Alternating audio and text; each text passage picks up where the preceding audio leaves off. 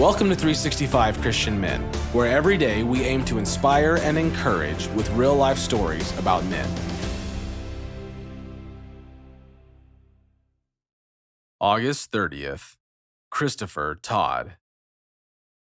On this date, in 1995, Christopher Todd began a spiritual healing program, which set him on a long path from darkness to light.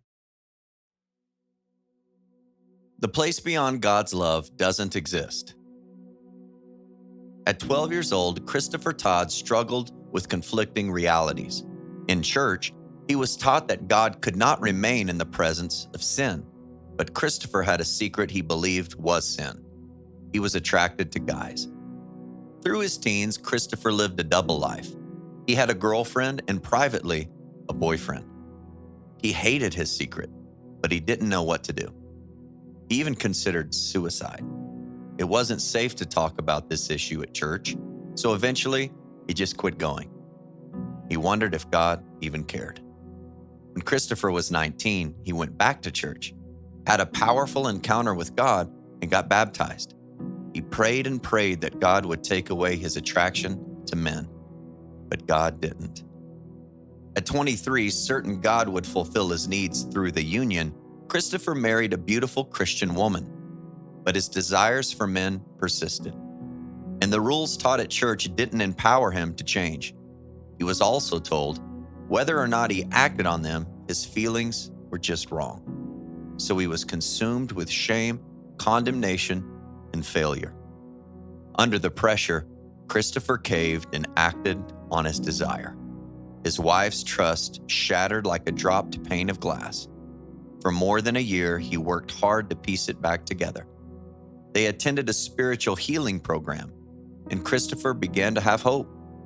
But then the ministry abruptly and harshly fell apart. Confused, Christopher doubted all that he had learned there. As he questioned things, his desire for men grew. Then his dad came for a visit. They attended a Promise Keepers event and had a miraculous healing conversation. Both of them admitted regret and processed forgiveness. But even in a stadium full of Christian men, Christopher fought temptation. Christopher's dad flew back home. In a tragic car accident 2 days later, he died. Color left Christopher's world. He grieved, battled his desire for men, and wondered where God even was. He felt like Job. How could he trust God when everything hurts so much? He just wanted to be held. His wife held him, but it just didn't help. Lost in the grayscale world, Christopher was done. God had not answered his cries of desperation, so he decided to meet his own needs. Since he believed God could not follow where he was going, he disconnected. Like pushing end on a cell phone, he hung up on God. Christopher chose to engage in anonymous sex with a male partner, but suddenly, right there in the dark room, God revealed himself. It was as if the most loving, non-judgmental, compassionate father walked into the room.